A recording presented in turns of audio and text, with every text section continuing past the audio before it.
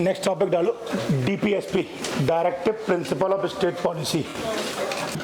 जब Indian constitution में जब फंडामेंटल राइट लॉन्च किए जा रहे थे तो फंडामेंटल राइट्स का मतलब ये था कि पब्लिक को 26 जनवरी 1950 मतलब जब इम्प्लीमेंट हो रहे हैं वो उसी दिन इमीडिएटली लोगों को राइट्स दे दिए जाएं, लोगों को कुछ ऐसे राइट्स दे दिए जाएं जिससे लोगों के सामने अगर कोई दिक्कत हो तो वो उस प्रॉब्लम को सॉल्व कर लें। क्लियर है? इसी के लिए अंबेडकर ने आपके सामने पार्ट 3 में कुछ फंडामेंटल राइट दिए जो आर्टिकल 12 से लेके 35 तक है। क्लियर है यहाँ तक?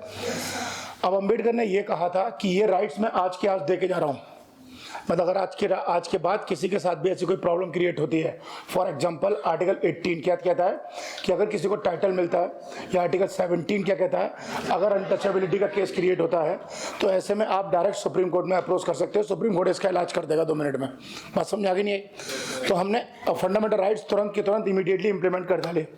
लेकिन कुछ लोगों ने ये कहा अम्बेडकर से कि अम्बेडकर जी ये तो इनकम्प्लीट लिस्ट है, इस लिस्ट में तो और भी एफआर होने चाहिए।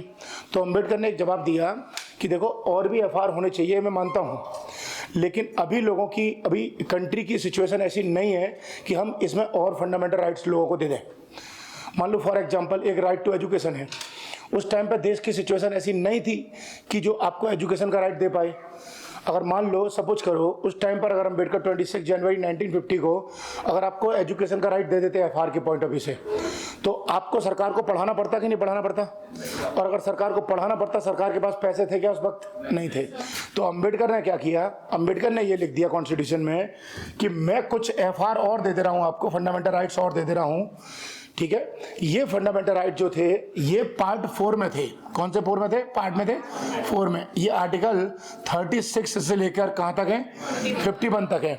इसमें ये कहा गया कि कल जब सरकार के पास पैसे आ जाए, मान लो कल हेमंत सोरेन सरकार के पास पैसे आ जाए झारखंड में, या मान लो कल को मोदी सरकार के पास पैसे आ जाए इंडिया में, या मान लो मनमोहन सिंह पास या अटल बिहारी वाजपेयी गवर्नमेंट के पास पैसे आ जाएं, तो ऐसे में ये सरकारें कल को जनता को फंडामेंटल राइट्स और भी दे सकती हैं। और ये जो पार्ट होगा ना, ये पार्ट, इसी को directive principle of state policy कहा गया। और ये कहा गया कि सरकार जब लॉ बनाएगी तो इन पॉलिसीज को ध्यान में रखेगी। ये बात समझ में आ रही है नहीं आ रही है? पता है इसके अंदर कुछ ये बोला गया कि ये XYZ सरकार जब भी कोई पॉलिसी बनाएगी तो उन पॉलिसी को बनाते समय इन लोगों को ध्यान में रखेगी, और हो सकता है इनके लिए कानून बना दे। और अगर कानून बना देगी तो आपको ये राइट्स मिल जाएंगे, और अगर कानून नहीं बनाएगी तो आपको राइट्स नहीं मिलेंगे। यानी कि इसका मतलब ये हुआ कि इसके अंदर कुछ डायरेक्शंस दे रखे थे। और डायरेक्शंस का मतलब है कि मतलब जब भी मैं कोई काम करूंगा तो मुझे डायरेक्शंस मिले हुआ कि मुझे ये करना चाहिए, ये करना चाहिए, ये करना चाहिए। पॉइंट क्लियर हो गया? लेकिन ये मेरी मर्जी है कि चाहे तो मैं करूं और चाहे तो मैं ना करूं। यानी कि ये हुआ कि फंडामेंटल राइट जो होते हैं वो लीगली बाउंडेशन की कैटेगरी में आते हैं। फंडामेंटल राइट इंप्लीमेंट होंगे ही होंगे, उसे कोई रोक नहीं पाएगा।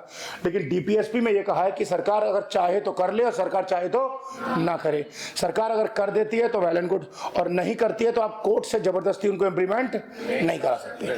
जैसे फॉर एग्जांपल मेरे लिए कुछ डायरेक्शंस है कि मुझे क्लास में आना चाहिए, टाइम पर आना चाहिए, टाइम पर क्लास छोड़नी चाहिए। अब ये मेरी मर्जी है कि मैं टाइम पे आता हूं या नहीं आता। ये थे डीपीएसपी। डीपीएसपी वो पॉइंट है जो गवर्नमेंट को कुछ डायरेक्शन देते हैं कि ये काम करना चाहिए आपको, लेकिन गवर्नमेंट अगर करती है तो अच्छी बात है और नहीं करती है तो और भी अच्छी बात है। क्लियर हो गया? और अब आगे सुनो कहानी। मान लो ये आर्टिकल 36 से लेकर 55 ये है डायरेक्टिव प्रिंसिपल, ये है डायरेक्टिव प्रिंसिपल। बात समझ में आ रही है नहीं आ रही है? अब अगर सरकार को ये डायरेक्शन दिए गए हैं, सरकार को अगर इनको फॉलो कराना है तो इसके लिए या तो लीगल राइट बना सकती है। लीगल राइट का मतलब है या तो इसके लिए पार्लियामेंट क्या बना देगी, कोई एक्ट बना देगी, और अगर पार्लियामेंट ने एक्ट बना दिया तो तुमको राइट मिल जाएगा। बस फर्क इतना होगा कि वो क्या होगा, फिर लीगल राइट होगा। मतलब अगर उसका अगर टाइम पर चीजें नहीं मिलती हैं तो आप इसके लिए हाई कोर्ट जाओगे फिर डायरेक्ट। क्लियर होगा, डिस्ट्रिक्ट कोर्ट जाओगे भी डायरेक्ट। लेकिन यह सरकार डायरेक्टिव प्रिंसिपल को वो एक क्या बना सकती है डायरेक्ट, फिर फंडामेंटल राइट। और अगर फंडामेंटल राइट बना दिया तो ऐसी कंडीशन में आप सीधे के सीधे कहां जा सकते हो अप्रोच लेके, सुप्रीम कोर्ट। ये समझ में आ गया नहीं आया? अब इसके एग्जांपल भी देता हूं। जैसे इसी डीपीएसपी में बहुत सारे राइट्स थे, मतलब डायरेक्शन थे, उसी में डायरेक्शन था एजुकेशन वाला, याद आ रहा है ना? तो इसी को लेकर सरकार ने आर्टिकल 21A में क्या डाल दिया, राइट टू एजुकेशन। अब यानी कि यहां से उठा के कहां चैंप दिया इसको, इधर। तो ऐसी कंडीशन में अगर तुमको राइट टू एजुकेशन नहीं मिलता है तो तुम आर्टिकल 32 के थ्रू सीधे कहां चले जाना, और ऐसे ही इसमें से उठा के यहां पर डाल दिया। नहीं समझा? इसको उठा के यहां सरकार ने कानून बना दिए, ऐसे बहुत सारे लॉ बना दिए, ऐसे बहुत सारे लॉ बना दिए। तो ऐसी कंडीशन में अगर ये तुमको नहीं मिलता है तो तुम इसकी अप्रोच कहां करोगे, फिर नॉर्मल कोर्ट में। नॉर्मल कोर्ट का मतलब हुआ डिस्ट्रिक्ट कोर्ट, हाई कोर्ट और सुप्रीम कोर्ट। पहले शुरुआत डिस्ट्रिक्ट कोर्ट से करोगे, डिस्ट्रिक्ट कोर्ट में मिल गया तो फिर ठीक है, अच्छी बात है, नहीं तो हाई कोर्ट में अपील, हाई कोर्ट में नहीं तो फिर सुप्रीम कोर्ट में। क्लियर हो गया? यानी कि डीपीएसपी वो डायरेक्शंस होते हैं जो सरकार को गाइड करते हैं कि उनको क्या करना चाहिए। अरे the directive principle of state policy, the directive principle of state policy are enumerated in part 4 of the constitution, in part 4 of the constitution, madam जी खोल दे रहा कहां से, part 4 of the constitution from article 36 to 51, article 36 to 51।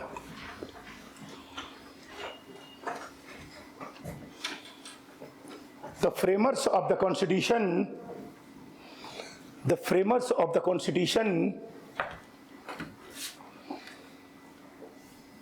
borrowed this idea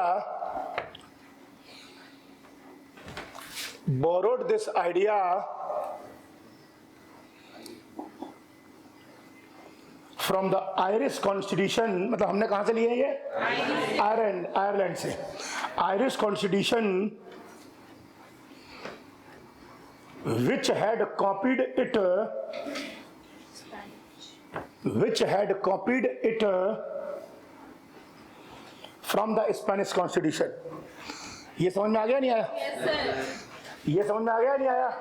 मतलब अपन ने कहां से लिया है ये, आयरलैंड से। आयरलैंड ने कहां से लिया है, स्पेन से। आ जाओ, अभी इसको बनाना नहीं, बताऊंगा वहां बनाना, ठीक है? पैरा चेंज कर लो, नहीं मत करो, जल्दी भर जाएगी कॉपी, क्या फायदा। इसमें लिखो, doctor Ambedkar described these principles, doctor Ambedkar described these principles as novel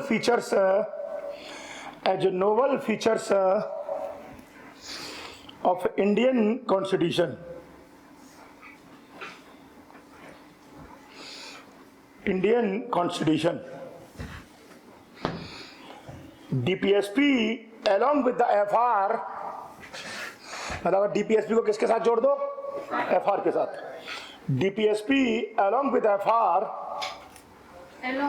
हाँ जी, with FR contain the philosophy of constitution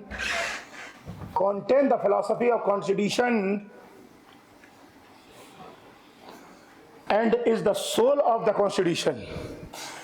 Granville Austin, सामने स्पेलिंग लिखी है चाहो तो, Granville Austin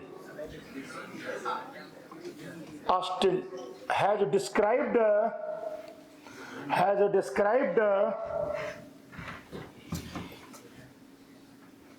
the DPSP and FR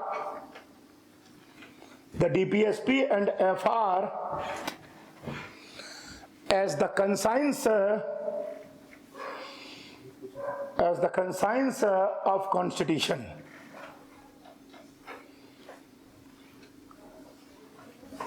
clear हो गया? क्लियर हो गया?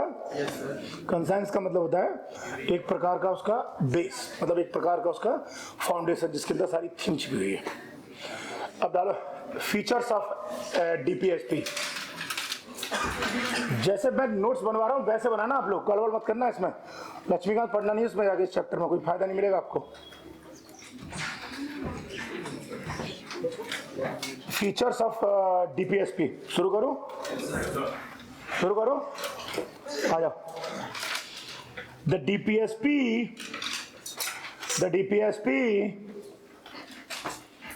denotes the ideals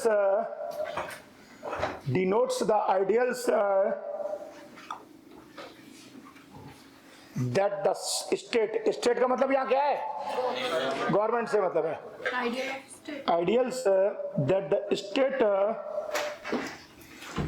should keep in mind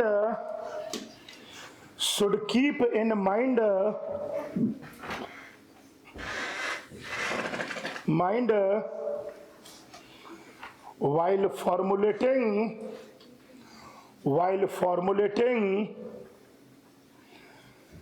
policies and enacting laws.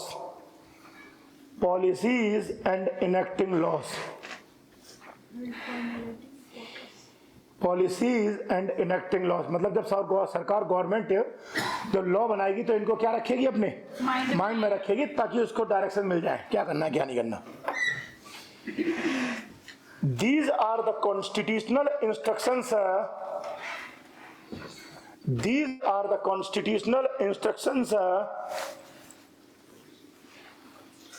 to the state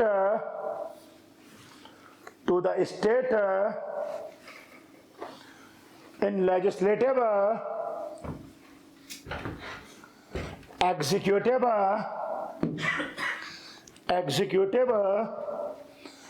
and administrative matters. Point number 2। हाँ इसी में लिख लो, अब क्या करोगे। Point number 2, the DPSP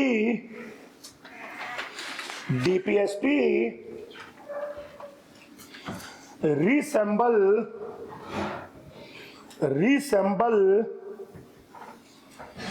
the instrument of instructions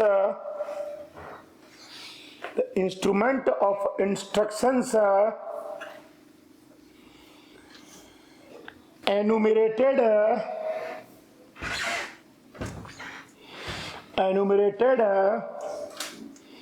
in the Government of India Act 1935.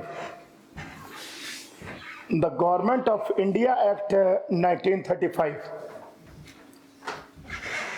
Clear है? मतलब 1935 के एक्ट में से क्या नाम था? Point number 3, the DPSP constitute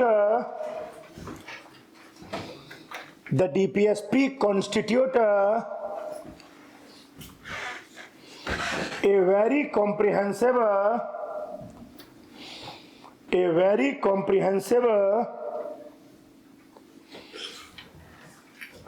economic, social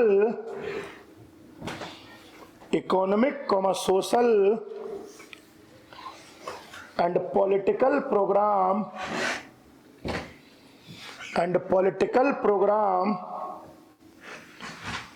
for a modern democratic country.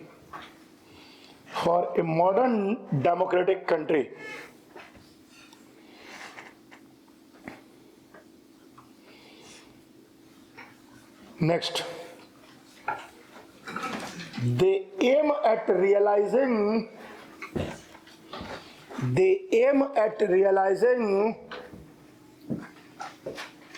the high ideals of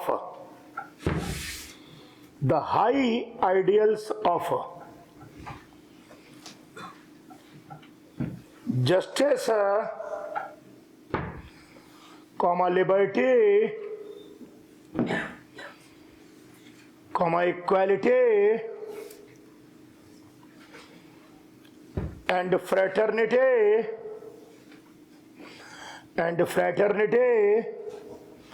as outlined in the preamble of Constitution.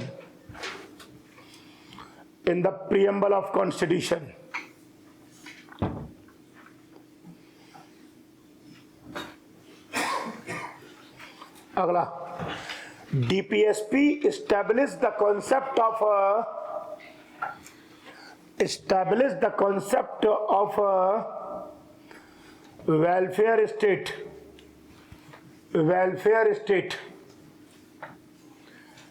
and not that of police state ठीक है, which existed, मैं समझा दूंगा इस line को, which existed during the colonial era. अब सुनो, DPSP welfare state के कॉन्सेप्ट को लॉन्च करते हैं। इसका मतलब ये हुआ, जब किसी का भी नुकसान होगा, कोई भी गरीब होगा या जो कोई भी ऐसा होगा जिसका एक्सप्लॉयटेशन हुआ है, तो सरकार उसका वेलफेयर करेगी। कोरोना आया तो सरकार ने तुमको राशन दिया, कोरोना आया तो सरकार ने तुम्हारा फ्री में इलाज कराया। क्लियर है? ऐसे कॉन्सेप्ट को वेलफेयर स्टेट कहते हैं। एक होता है पुलिस स्टेट, ये अंग्रेजों के टाइम पे था।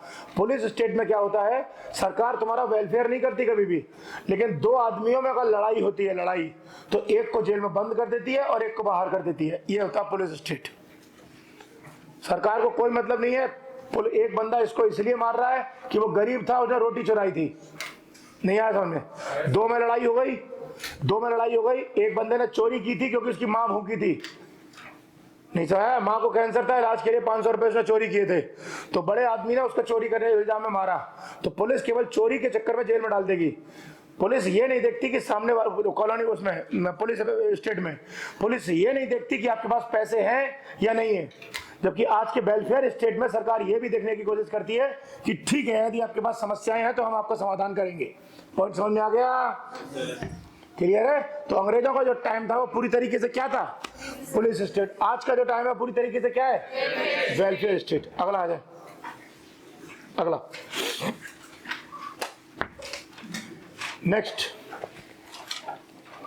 Next DPSP establishes economic and social democracy in the country.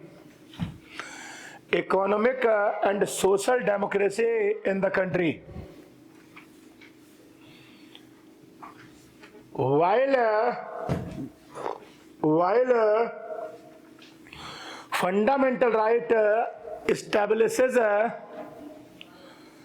political democracy in the country. Political democracy in the country. ये समझ में आ गया? अरे हाँ ना? अरे डीपीएसपी जो है वो सरकार जो प्रोग्राम बनाएगी वो सबके लिए बनाएगी। नहीं आया समझ में? अबे यार इस पे क्या चलाऊंगा? डीपीएसपी में जो सरकार प्रोग्राम बनाएगी वो सबके लिए बनाएगी, सोशली सबके लिए बनाएगी, इकोनॉमिकली। लेकिन फंडामेंटल राइट जो आपको मिले हैं वो इंडिविजुअली, इनको भी मिले हैं, इनको भी मिले हैं, इनको भी मिले हैं। कोई भी चीज जो इंडिविजुअली मिलती है वो पॉलिटिकल कहलाती है हमेशा, और कोई भी चीज कलेक्टिव मिलती है वो हमेशा सोशल और इकोनॉमिक कहलाती है। समझ में आ गया कॉन्सेप्ट? नहीं है? डीपीएसपी में सरकार कोई भी लॉ बनाएगी वो मेरे अकेले के लिए बनाएगी क्या? लेकिन फंडामेंटल राइट मेरे अकेले को भी मिला कि नहीं मिला? अरे अनटचेबिलिटी केवल इनके साथ हो रही है, पूरी क्लास में से कोई कोर्ट नहीं जाएगा, ये जाएंगी कि नहीं जाएंगी? तो जो फंडामेंटल राइट है वो इंडिविजुअली है कि नहीं है? डीपीएसपी जो है वो कलेक्टिव है कि नहीं है? नहीं आया हमें? तो कोई भी चीज जो कलेक्टिव होगी वो सोशली इकोनॉमिकल डेमोक्रेसी को लॉन्च करती है, कोई भी चीज जो इंडिविजुअली होती है वो हमेशा पॉलिटिकल डेमोक्रेसी को लॉन्च करती है। अब आप कहोगे पॉलिटिकल को क्या करती है? वोटिंग का राइट किस बंदे को मिलता है? अकेले मिलता है कि सबको एक साथ मिलता है? अगला क्या लिखा था लास्ट? अगला डीपीएसपी। हाँ जी मैडम, आप बोले वोटिंग का राइट कैसे मिलता है, मतलब कि इंडिविजुअल मिलता है? अरे मैंने ये नहीं कहा कि इंडिविजुअल मिलता है, मैंने कहा सबको अकेले अकेले मिला है कि नहीं मिला। तो ये क्या पॉलिटिकल में आ जाता है, मतलब कि जो वोटिंग का राइट है वो आपका एफआर है, फंडामेंटल। हाँ बिल्कुल। नहीं समझ आया आपको? अगर सरकार आपको वोटिंग नहीं करने दे रही है तो आप कहाँ जा सकते हो? Direct constitutional right. आप समझे ही नहीं है, पॉइंट ही नहीं समझते रहे। मैंने क्या बोला है? इसका मतलब अभी तक शायद आपको एफआर क्लियर ही नहीं हुए। अगर एफआर क्लियर हो गए होते तो ये लाइन ही नहीं पूछते आप मुझसे। इधर देखो आर्टिकल 19 में, शायद आपने सुना ही नहीं है मेरे से क्या बोला था मैंने, स्पीच एंड एक्सप्रेशन बोला था कि नहीं बोला था। मैं अपनी चीजों को एक्सप्रेस कर सकता हूं कि नहीं कर सकता। मेरी नजर में झामुमो अच्छी पार्टी है, मेरी नजर में कांग्रेस अच्छी पार्टी है, मेरी नजर में बीजेपी अच्छी पार्टी है, एक्सप्रेस कर रहा हूं कि नहीं कर रहा। ये क्या है सर? लेकिन आपसे इन क्लास में पूछे थे कि राइट टू वोट क्या होता है, तो आप बोले थे कॉन्स्टिट्यूशनल। अरे आप पास मैंने कहा कि कॉन्स्टिट्यूशनल नहीं है, मैंने मना किया कि अभी भी। अरे कॉन्स्टिट्यूशनल राइट के अंदर एक कैटेगरी है फंडामेंटल राइट, वोटिंग का राइट कॉन्स्टिट्यूशनल राइट भी और सर उसमें ऑप्शन था फंडामेंटल राइट्स और कॉन्स्टिट्यूशनल। मैडम ये तो क्वेश्चन आप बताओगे तब बता पाऊंगा। मैंने तो आपको ये बता दिया कि एफआईआर के अंदर आता है, नहीं आया समझ। अगर सीधी बात है कि एग्जाम्पल समझो, सीधा घुमा मत। आप बस इतना बताओ कि अगर सरकार आपको वोट नहीं करने देगी तो कहाँ जाओगे? बस बात खत्म हो गई। अगर मान लो पुलिस आपको रोक रही है वोटिंग करने से, कहाँ जाओगे? सीधे कहीं मत जाओ, सीधे सुप्रीम कोर्ट जाओ। कौन रोक रहा है आपको? चले आगे। अगला क्या लिखा था लास्ट? अगला DPSP are non-justiciable in nature. DPSP are non-justiciable in nature. ये मैंने बताया था ना कि कोर्ट जबरदस्ती इंप्लीमेंट नहीं करवाएगा। Justiciable in nature, that is they are not legally enforceable by the court. They are not legally enforceable by the court.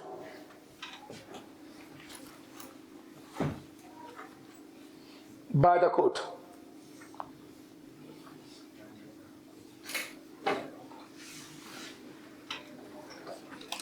अगला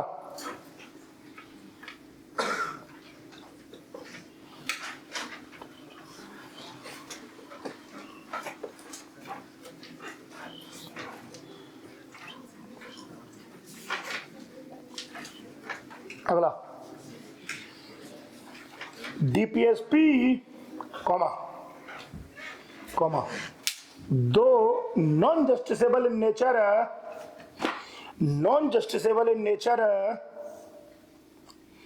comma help the courts in examining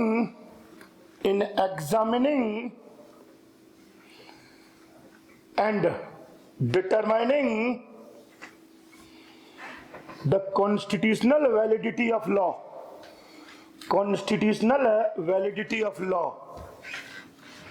ये लाइन तुमको समझ में आई कि नहीं आई?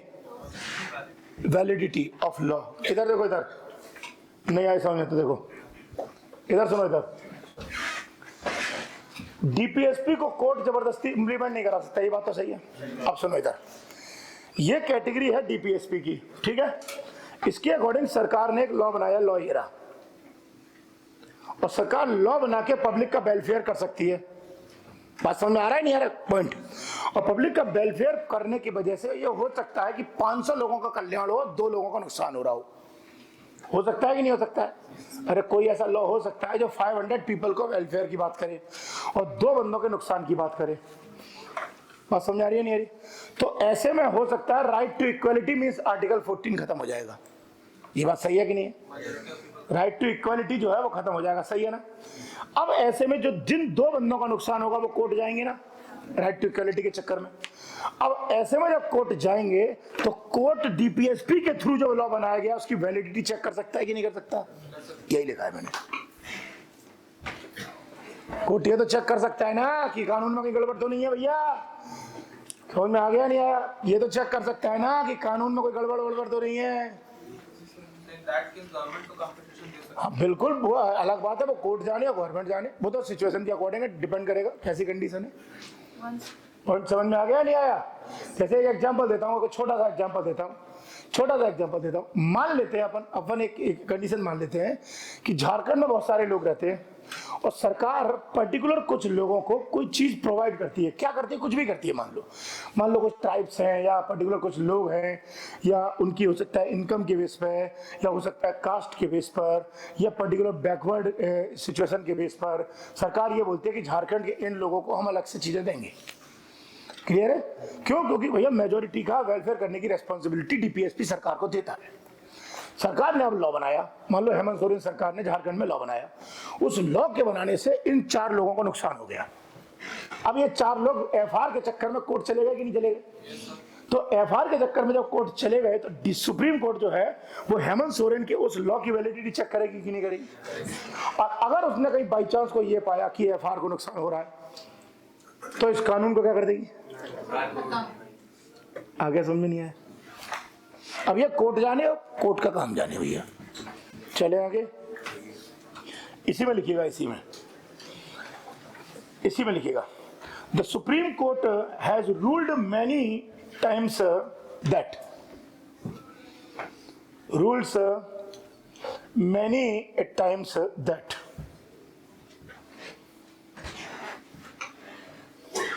in determining the constitutionality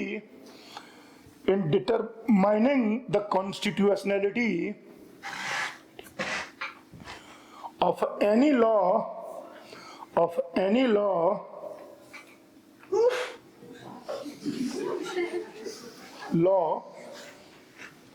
if a court finds that the law in question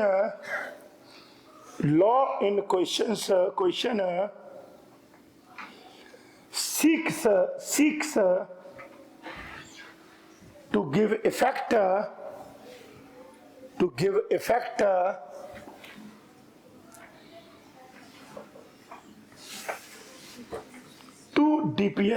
to a DPSP,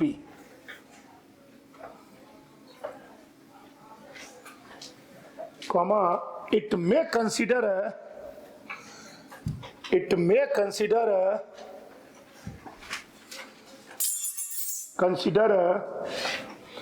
such law to be reasonable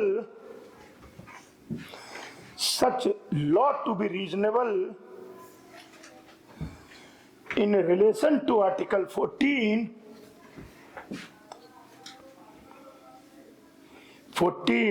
or Article 19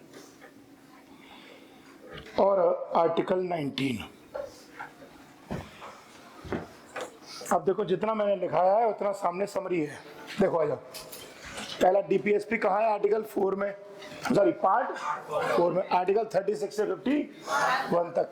M at high ideals of justice, liberty, equality and fraternity, इनको achieve करना चाहते हो। ये चारों के चारों कहाँ दे रखे हैं? अरे आप चारों के चारों कहाँ दे रखे हैं? प्रीएम्बल में। अगला, constitute social, economic and political program. सरकार जब भी कोई प्रोग्राम बनाएगी तो ये तीनों के सपोर्ट में बनाएगी। Next, facilitate stability and continuity in democracy and foreign policy. जब भी देश के लिए और विदेश के साथ रिलेशंस के लिए कोई पॉलिसी बनाएगी तो ये सरकार को डायरेक्शन दे देते हैं। Next, help courts to know validity of law. ये लास्ट पॉइंट मैंने अभी लिखाया है आपको। Next, non justiciable and non enforceable. Court जबरदस्ती इसको इम्प्लीमेंट नहीं करवा सकता। नेक्स्ट, 1937 के एक्ट में इनका नाम क्या था? Instructions of instruments. Next, taken from Irish constitution. Ireland ने कहां से लिए हैं? स्पेन से। डॉक्टर अंबेडकर इनको क्या कहते थे? Nobel feature. बीएन राव ने क्या कहा था? Moral पर्सपेक्ट for the authority of state.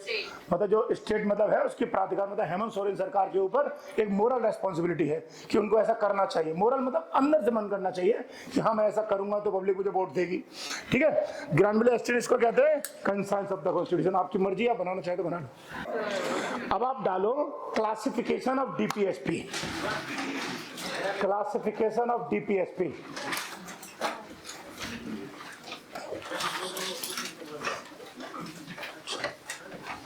शुरू करो, शुरू करें।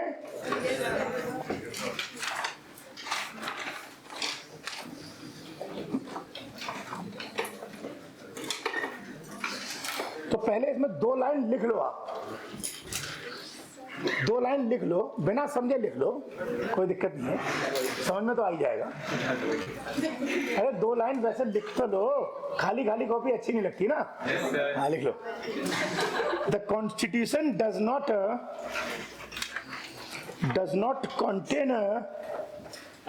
contain any classification of DPSP बात समझ में आ गई या कोई नहीं आई? यानी कि संविधान में, कॉन्स्टिट्यूशन में डीपीएसपी का कोई भी क्लासिफिकेशन नहीं है। इसका मतलब मैं आपको बेवकूफ बना रहा हूं, है ना? The Constitution does not contain any classification of DPSP। मतलब कॉन्स्टिट्यूशन में इसका कोई क्लासिफिकेशन, कॉन्स्टिट्यूशन में तो सीधा शुरू कर दिया है 36, 37, 38, 1941 तक सीधा, क्लासिफिकेशन वगैरह कुछ नहीं है, ठीक है। लेकिन हाँ, एक मिनट सुनो, ऑप्शन तो लो। लेकिन जब अपन इन आर्टिकल को देखते हैं तब पता चलता है यार ये तो अलग अलग टाइप के हैं। कुछ ऐसे हैं जो गांधी की बातें करते हैं, गांधी के विचारों को आगे बढ़ाते हैं। कुछ ऐसे हैं जो सोशलिस्ट हैं, समाजवादी विचारों को आगे बढ़ाते हैं। कुछ ऐसे हैं जो आपके दिमाग का उत्थान करते हैं, मतलब माइंड को डेवलप कर देते हैं। तो इसलिए अपन ने इसकी 3 कैटेगरी बना ली। मान लो इसके 3 डब्बे बना लिए, 3। कुछ एक डब्बा बना लिया, उसमें गांधी की जो बातें करते हैं उसमें डब्बे में डाल दिए। कुछ ऐसे हैं जो सोशलिस्ट हैं, वो सोशलिस्ट वाले डिब्बे में डाल दिए। कुछ ऐसे हैं जो इंटेलेक्चुअल हैं, वो इंटेलेक्चुअल वाले डिब्बे में डाल दिए।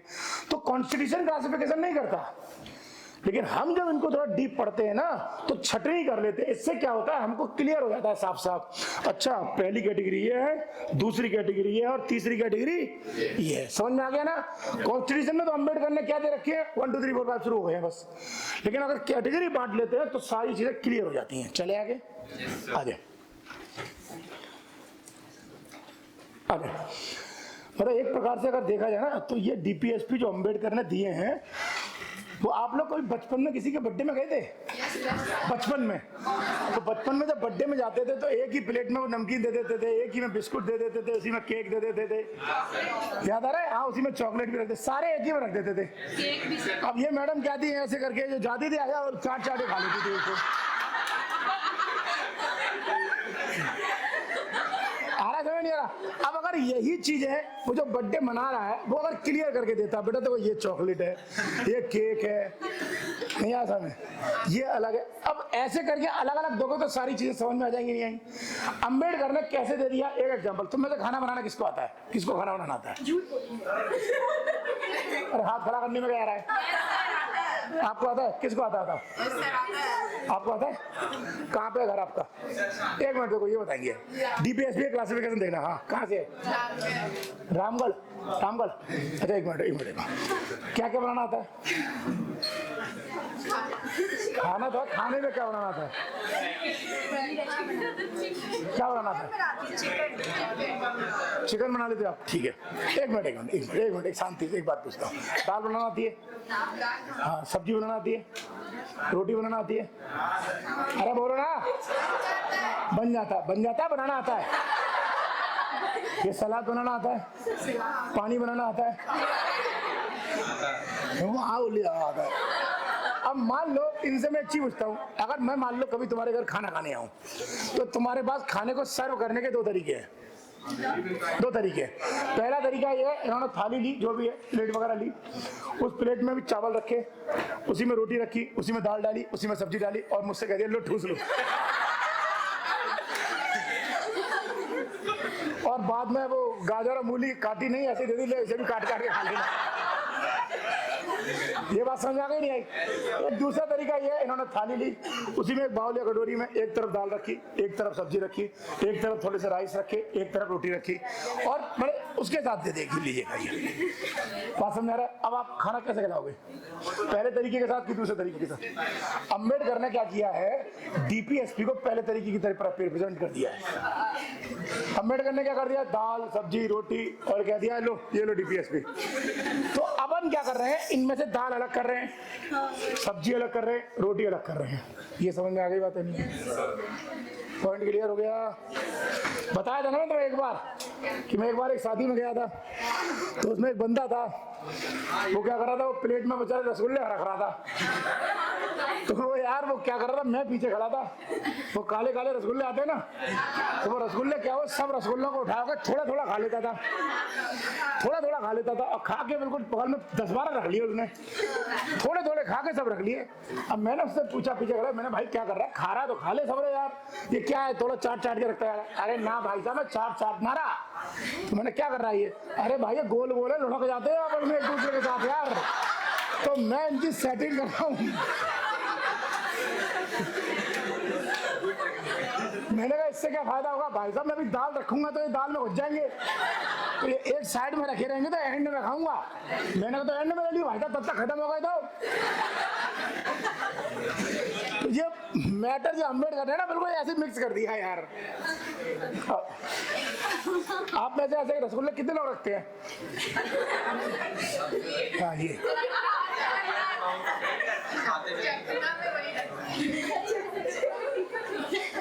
एक बार क्या हुआ था, मैं जब आगरा में रहता था तो बचपन में छोटा सा था, बचपन में सभी छोटे से, तो हुआ क्या कि मेरे पिताजी के बगल में एक अंकल रहते थे, मतलब वो मंगलवार को फास्ट रहते थे हमेशा। तो वो बेचारे वो क्या कहते हैं, अपने ऑफिस से आते थे शाम में, इतने थक जाते थे 6-7 बजे, फिर मंगलवार की हनुमान जी की पूजा करने के बाद में वो प्रसाद चढ़ाते थे। तो प्रसाद चढ़ाने के बाद उनका बेटा होता था 6-7-8 साल का, उसको वो दे देते थे और डिब्बा से, और कहते थे कि जाके सबको बांटा। और वो भी बड़ा अजीब आदमी था यार, वो बच्चा था बेचारा, बच्चा जानता तो था नहीं, तो बूंदी सी मिलती थी, तो वो क्या करता सबको देता था उसमें से थोड़ी थोड़ी, और फिर जैसे हाथ थोड़े गीले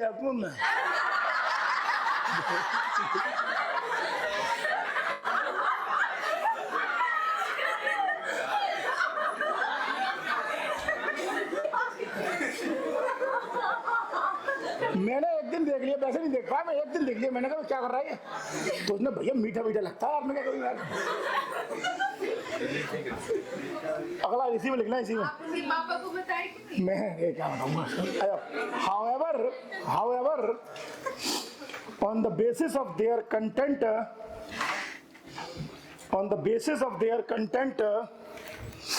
and direction, they can be classified into 3 categories.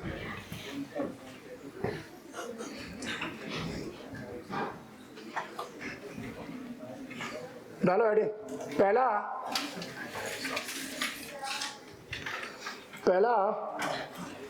Socialist, अब सीधा तुम मत डालो हेडिंग वेडिंग, इधर लिख लो, ये उतार लो चुपचाप, बड़ा हो जा, अरे बड़ा तो होने दो, देखो अरे भैया रुको तो सही, दिखेगा ना कितनी कैटेगरी है। सोशलिस्टिक समाजवादी, जो समाज के वेलफेयर की बात करती हैं। दूसरा गांधीयन, जो गांधी के आइडियाज को आगे बढ़ाती हैं। तीसरा लिबरल इंटेलेक्चुअल का मतलब है तो आपके माइंड को डेवलप करती हैं या उस कैटेगरी को बढ़ाती हैं। आ जाए, अब देखो सोशलिस्टिक में आर्टिकल 38 में वेलफेयर ऑफ स्टेट, आर्टिकल 39 में production of livelihood, resources, means and health, तुम्हारे जीने के साधनों को आगे बढ़ाना, ठीक है। फ्री लीगल एड, तुम्हें सरकार फ्री में लीगल एड मतलब निःशुल्क विधिक सहायता देगी, ठीक है। Work profession and public assistant, जो काम करोगे उसमें तुमको मदद मिलेगी, फीमेल को मदद मिलेगी कि वो प्रेग्नेंट है तो ऐसे में उनको काम नहीं करना पड़ेगा, लीव मिल जाएगी, ठीक है। जस्ट एंड ह्यूमन कंडीशन, मतलब जो भी चीजें होंगी वो इंसानों की तरह दी जाएंगी। नेक्स्ट सिक्योर लिविंग वेजेस, जो सरकार मतलब लिविंग वेजेस समझते हो, जीने के लिए जितना वेजेस चाहिए उतने वेजेस मिल जाए यहाँ पर। Next participation of worker in the management, जो मैनेजमेंट होगा जैसे कोचिंग इंस्टीट्यूट है तो इसमें वर्कर्स को भी पार्टिसिपेट किया जाए ताकि वर्कर्स भी आगे बढ़ सकें। Nutrition and standard of living, तुम्हारे रहने के लिए एक स्टैंडर्ड होना चाहिए और लिविंग स्टाइल होना चाहिए, उसको मेंटेन करने की कोशिश करेगी। ये डायरेक्शन इतने आर्टिकल देते हैं, लेकिन आर्टिकल देखना कितने बिखरे हैं। 38, 39, 39, 41, 42, 43, 44 है और 47 उल्टे हैं कि नहीं है। अगर अंबेडकर चाहते तो सेटिंग कर देते ना, सीधे 36, 37, 38 ऐसे ही है। गांधीयन वाले हैं। आर्टिकल 40 में दे रखा है पंचायतें एस्टेब्लिश की जाएंगी। आर्टिकल 43 कहता है कॉटेज इंडस्ट्रीज होगी। कॉटेज इंडस्ट्री समझते हो, जहां एक ही परिवार के 5 से कम लोग काम करते हैं, उसे कॉटेज इंडस्ट्री कहते हैं। 43 भी कहता है कोऑपरेटिव सोसाइटी होगी। कोऑपरेटिव सोसाइटी का मतलब है जो पंचायत और म्यूनिसिपैलिटीज होती है इनको थोड़ा सपोर्ट करने के लिए कोऑपरेटिव सोसाइटी बनाई जो इनके डेवलपमेंट को बात करेगी आगे। ये आगे चैप्टर आएगा पंचायतों में। Empowerment of SC, ST and other weaker section, जो भी शेड्यूल कास्ट, शेड्यूल ट्राइब और अदर वीकर सेक्शन है उनको आगे बढ़ाया जाएगा। Next prohibition of introduction drink and drugs, ये जो दारू वारू होते हैं ना, सरकार इनको बंद करने की कोशिश करेगी। तो कुछ राज्यों ने कर दिया, जैसे नागालैंड, मिजोरम है, मणिपुर कौन सा एक एम से और है नॉर्थ ईस्ट में, और बिहार, गुजरात, 4 राज्य भारत के, ठीक है। और जो 48 में कह रखा है जो गाय के बछड़े वगैरह होते हैं, गाय के बच्चे उनके काटने पर सरकार बैन लगाएगी। तो कुछ राज्यों ने तो लगा रखा है, कुछ राज्यों ने जैसे यूपी ने लगा रखा है ये, लेकिन झारखंड में शायद नहीं है, शायद नहीं है कोई बात ही नहीं है, फिर क्लियर हो गया। लेकिन मैंने बोला कि कुछ राज्य लगाना चाहे तो लगा दे, नहीं लगाना चाहे तो ना लगाए, सरकार की मर्जी के ऊपर डिपेंड करता है। 44 में बोल रखा है यूनिफॉर्म सिविल कोड, सबके लिए बराबर सिविल कोड होंगे, हिंदू मुसलमान सिख ईसाई जैन बौद्ध पारसी कोई भी भेदभाव नहीं होगा। लेकिन इंडिया में ऐसा लॉ मैक्सिमम तो वैसे गुजरात में गोवा में है, अभी उत्तराखंड ने बोला है कि हम लॉन्च कर रहे हैं। अब आगे की कंडीशन उत्तराखंड जाने, उत्तराखंड में काम जाने, बाकी स्टेट में नहीं है, ठीक है। नेक्स्ट, चाइल्ड केयर को जब बच्चों को 6 साल तक बच्चे होंगे, 6 साल तक के जो बच्चे होते हैं उनको फ्री में एजुकेशन दी जाएगी, उनको आगे बढ़ाएंगे हम। Agriculture and animal husbandry, agriculture को प्रमोट करेंगे और पशुपालन जो होता है उसको बढ़ावा देंगे। Next, environment forest and wild life, जो पर्यावरण होगा उसमें प्रोटेक्शन होगा जिससे पॉल्यूशन वगैरह ना हो, और जो जंगली पशु पक्षी होंगे, जीव जंतु होंगे, उनके प्रोटेक्शन को बढ़ावा देंगे। नेक्स्ट, प्रोटेक्शन ऑफ मॉन्यूमेंट्स, जो सरकार के जो मॉन्यूमेंट्स होते हैं उनको सरकार प्रोटेक्ट करेगी ताकि देश की विरासत बनी रहे। Next, separation of judiciary and executive, जो एग्जीक्यूटिव है जुडिशरी अलग हो जाएगी, इसीलिए देखो 1973 में इंदिरा गांधी ने डिस्ट्रिक्ट जज और डिस्ट्रिक्ट मजिस्ट्रेट दोनों को क्या कर दिया है, अलग अलग कर दिया है। और 51 है international peace cooperation and security, Bharat अंतरराष्ट्रीय शांति बनाने की कोशिश करेगा। ये कैटेगरी है। अब आपको बताओ, दिखाई नहीं दे रहा? तो पहले तो ये 3 हेडिंग तो डालो, फिर लिखवा रहा हूं। 3 तो हेडिंग डालो। डीपीएसपी में सरकार ने टाइम टू टाइम अमेंडमेंट किए हैं। वैसे पढ़ोगे लक्ष्मीकांत से तो थोड़ा अनसिस्टमेटिक दे रखा है, मैं थोड़ा इनको क्लासिफिकेशन इसका साफ साफ करा है। जो अमेंडमेंट है वो 4 हैं। पहला जो अमेंडमेंट है वो है 42nd कॉन्स्टिट्यूशनल अमेंडमेंट एक्ट 1976। इसके थ्रू जो ऐड किया गया वो था 39 में, हेल्दी डेवलपमेंट ऑफ चिल्ड्रन, बच्चों का स्वस्थ विकास किया जाएगा जिससे बच्चे फूले, हाँ जो भी है, समझ में आ गया बात आपको। 39A फ्री लीगल एड, तुमको अगर तुम कोई कोर्ट वोट का मामला है तो तुमको फ्री में एड मिलेगा, सपोर्ट मिलेगा, ठीक है। फिर आता है 42nd के बाद कौन सा अमेंडमेंट है, 44th, इसमें जोड़ा गया मिनिमाइज इन इक्वालिटीज, ये समझ आ गया। जो असमानता होती है, कुछ ऊपर कुछ नीचे, सरकार इनको क्या करेगी, बिल्कुल बैलेंस करेगी। क्लियर है। नेक्स्ट, फिर ऊपर आ जाओ, फिर आ जाए 86th कॉन्स्टिट्यूशनल अमेंडमेंट एक्ट, इससे क्या जोड़ा गया, change subject matter of article 45 and made it fundamental right under article 21A। याद आ गया सीन की नहीं आ गया? इसी को क्या बनाया था, राइट टू एजुकेशन। नेक्स्ट, उसके बाद में ये और रह गए थे 42nd वाले, participation of worker in management and protect and improve environment forest and wild life, ठीक है। और 97th कॉन्स्टिट्यूशनल अमेंडमेंट एक्ट 2011 से इसमें कोऑपरेटिव सोसाइटीज भी ऐड की गई हैं। क्लियर है? बस इतने अमेंडमेंट हुए हैं इसमें कोई डाउट हो तो आप पूछ लो। अमेंडमेंट कितने? 1 2 3 4। 97th वाले से क्या जोड़ा है, 86 से क्या जोड़ा है, बस ये दोनों याद करना, लेटेस्ट वाले ये दोनों याद हो जाए अच्छी बात है, ना हो जाए तो अच्छी बात है, ये दोनों ही आएंगे एग्जाम में आएंगे तो, लेकिन इसको एक बार पढ़ोगे तो याद हो जाएगा। देखो 44 से क्या जोड़ा है, मोरारजी देसाई हमेशा क्या चाहते थे, इसीलिए उन्होंने क्या याद आ रहा होगा, आर्म्ड रिबेलियन लेके आए थे। क्लियर है? तो ये उन्हीं के द्वारा अमेंडमेंट किया गया था। बाकी सारे के सारे इंदिरा गांधी ने किए थे 42nd में। 3 याद हो गए। मोरारजी देसाई ने क्या जोड़ा, मीन्स इक्वालिटी, 97 से क्या जोड़ा, सॉरी 86 से क्या जोड़ा, अपन ने सब्जेक्ट कहां से कहां रख दिया, राइट टू एजुकेशन, ठीक है। और दूसरा जो 97th जो अमेंडमेंट आया उसके थ्रू हमने क्या जोड़ा, कोऑपरेटिव सोसाइटी। इसमें कोई डाउट है तो बोलो। By some member of constituent assembly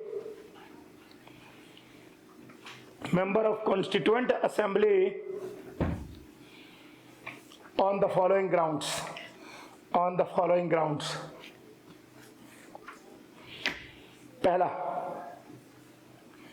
पहला due to non justiciable character, समझ में आ गया? अरे जल्दी बता दो।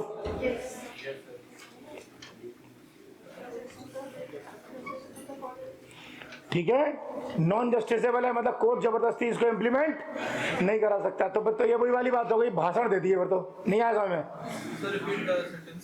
Due to non justiciable character, ये समझ में आ गया? ये तो वही वाली बात हो गई, डायलॉगबाजी हो गई पूरी। कॉन्स्टिट्यूशन असेंबली में तो यही बोला गया था कि ये तो फिर लेक्चर हो गया, तुमने ज्ञान दे दिया सबको, ये करो वो करो, तो डाल का करो, हटा दो इनको। तो क्लियर हो गया। लेकिन अंबेडकर ने कहा कि भैया बाद में काम आएंगे, डोंट वरी।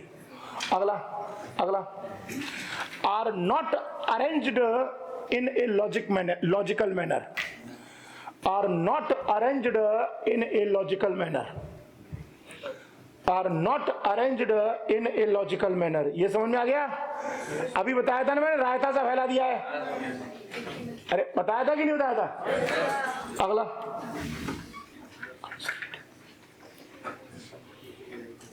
अगला अगला,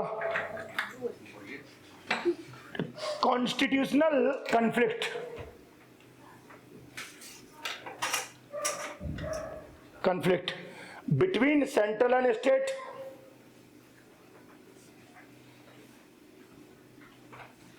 between president and prime minister, comma देके लिखना,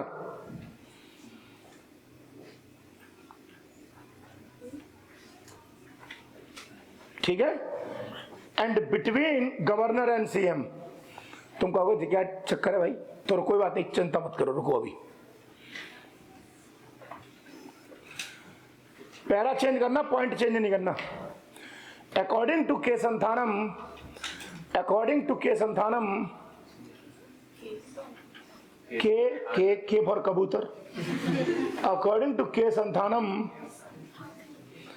centre can give direction to the state, center can give direction to the state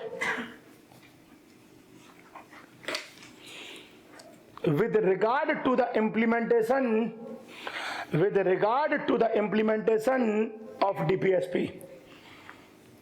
ये समझ में आ गया? सेंटर डीपीएसपी को इंप्लीमेंट करने के लिए स्टेट को डायरेक्शन दे सकता है कि नहीं? यार हाँ ना तो बोलो, दे सकता है कि नहीं? अरे मोदी गवर्नमेंट झारखंड गवर्नमेंट को या यूपी गवर्नमेंट को या एमपी गवर्नमेंट को डीपीएसपी इंप्लीमेंट करने की डायरेक्शन दे सकता है कि नहीं? कि आप लोगों को शराब बंद करनी चाहिए, आप लोगों को पशुओं के कटने पर प्रतिबंध लगाना चाहिए, ये बात दे सकती है मोदी गवर्नमेंट। और ऐसे में अगर मान लो स्टेट गवर्नमेंट ने नहीं माना तो तुम क्या लगा दोगे? आर्टिकल 356 लगा दोगे। नहीं आया समझ में? मैंने तुमको बोला था ना, डीपी आर्टिकल 356 कितनी कंडीशन में लगता है? दो, पहला सेंटर ऑर्डर दे और स्टेट दूसरा लॉ एंड ऑर्डर मेंटेन ना हो। तो यहाँ तो सेंटर 2 मिनट में कह देगा कि तुम हमारे ऑर्डर को नहीं मान रहे हो। तो डीपीएसपी ने टकरा दिया कि नहीं टकरा दिया? इसी में लिखना, इसी में, इसी में लिखना। And in case of non implementation, and in case of non implementation, centre can dismiss the state government.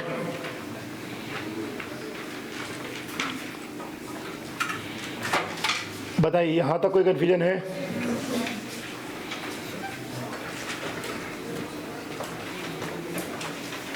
यहां तक कोई डाउट है? चलें आगे। अब डालो DPSP versus fundamental right, DPSP versus fundamental right. आपके पास इमेज आई होगी, वहां से कॉपी कर लेना। आपके पास इमेज आई होगी, वहां से कॉपी कर लेना। समझ इधर लो, बोलो इधर देखो, लेफ्ट हैंड में आपके एफआर है और राइट हैंड में आपके डीपीएसपी है। गौर से सुनना, एफआर नेगेटिव है, डीपीएसपी पॉजिटिव होते हैं। आपको कुछ समझ में नहीं आया? एफआर सरकार पर कुछ रिस्ट्रिक्शंस लगाते हैं, सरकार ये नहीं कर सकती। डीपीएसपी सरकार को ये कहते हैं कि सरकार ये करे। नहीं आया समझ में? एफआर की कंडीशन कैसी है? नेगेटिव, सरकार ये नहीं करेगी। तो जहां नेगेटिव नहीं करेगी वो क्या हो गया? सब नेगेटिव। और डीपीएसपी कैसे है? पॉजिटिव। यानी डीपीएसपी कैसे करते हैं? ऐसे। एफआर कैसे करते हैं? क्या ये समझ में आ गया? दूसरा, एफआर कैसे है? डीपीएसपी कैसे है? अगला, इस्टेब्लिश पॉलिटिकल डेमोक्रेसी। एफआर क्या इस्टेब्लिश करते हैं? डीपीएसपी क्या इस्टेब्लिश करते हैं? अगला, लीगल सैंक्शन है। अगर एफआर लागू नहीं करेगा तो सुप्रीम कोर्ट डंडा देगा पकड़ के घुमा के। और अगर डीपीएसपी होगा तो एफआर लीगली परसेप्शन नहीं है। यहाँ पे क्या है? Moral and political sanction. मतलब क्या है? अगर झारखंड गवर्नमेंट को चाहिए कि पब्लिक से वोट चाहिए तो कर दे इंप्लीमेंट। मोरल मतलब अंदर से, अंदर से, आत्मा का परमात्मा से मिलन। अगला समझेगा, ये वेलफेयर किसका करते हैं? हर व्यक्ति को अकेले अकेले मिले हैं। और ये क्या करते हैं? Welfare of community. अगला, not require legislation for implement. FR को इम्प्लीमेंट करने के लिए कानून बनाने की जरूरत है क्या? ऑटोमेटिकली ये सेल्फ स्टार्ट है। एफआर तो नहीं आया।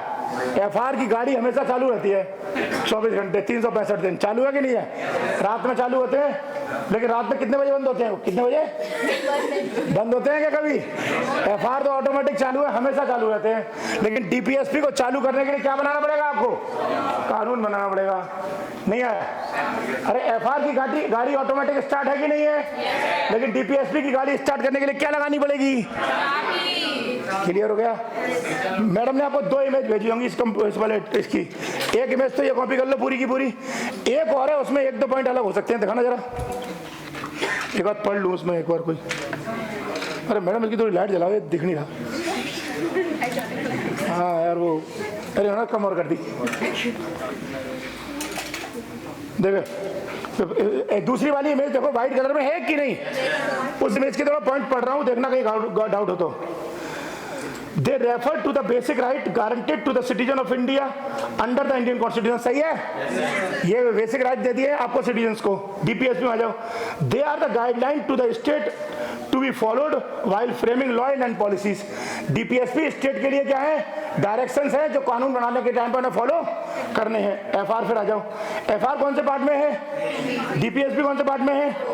4। अगला, एफआर कैसे हैं? नेगेटिव, जो गवर्नमेंट को कुछ करने से रोकते हैं। डीपीएसपी कैसे हैं? पॉजिटिव, जो गवर्नमेंट को कुछ करने को बोलते हैं। ठीक है? अगला, एफआर कैसे हैं? जस्टिसेबल। डीपीएसपी कैसे हैं? Non justiciable. अगला, एफआर क्या एस्टेब्लिश करता है? डीपीएसपी क्या एस्टेब्लिश करता है?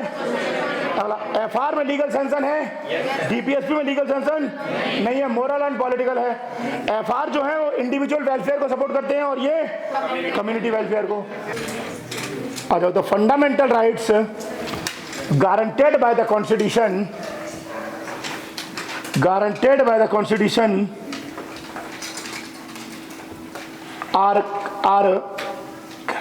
are characterized by the following,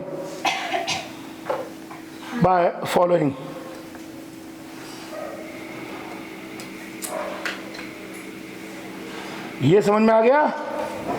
अब शुरू करो। पहला some of the FR are available only for citizen,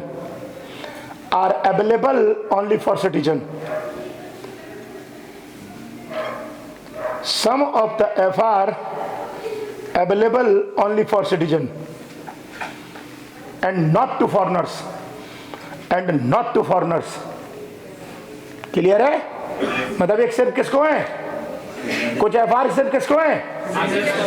clear है?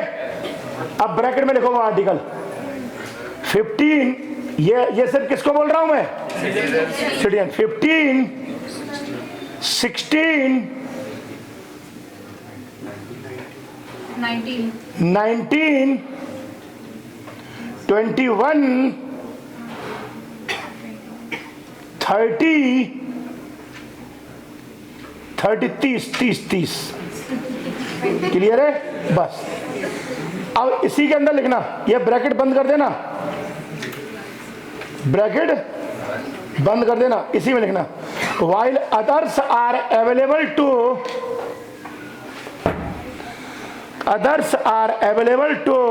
all persons,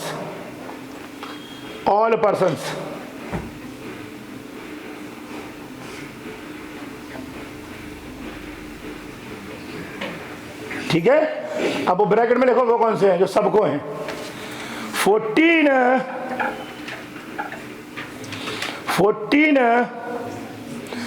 20, 21, अरे लिखो तो बाद में समझाऊंगा। 21A,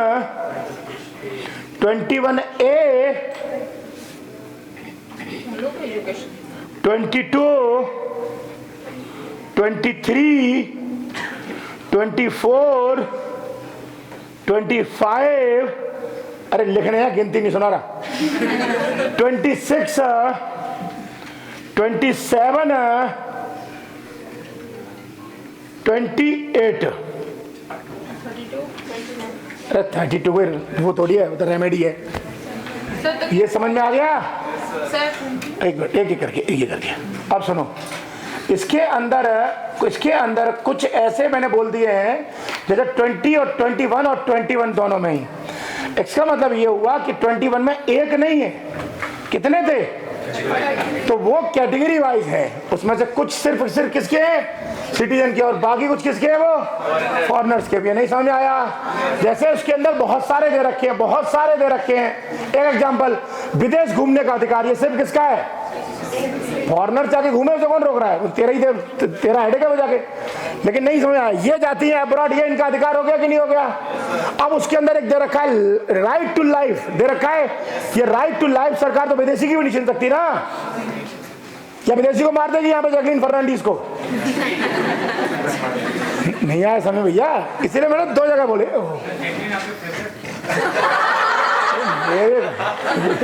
यार अब भाई साहब, मेरी कोई फेवरेट ना है, वो एक्चुअली चक्कर क्या है कि विदेशियों में वही एक एक्ट्रेस दिखती है, तो अब मैं क्या किसी और को तो बना नहीं दूंगा। वैसे मैं माधुरी दीक्षित को बना देता, लेकिन उसने क्या किया, इंडिया की सिटीजनशिप छोड़ी नहीं है, वो आपके प्यार में पागल है, इसलिए क्या कहते हैं, उसने छोड़ी नहीं। अदरवाइज मैं उसे बार यूएस की बोल देता। नहीं आया समझ में?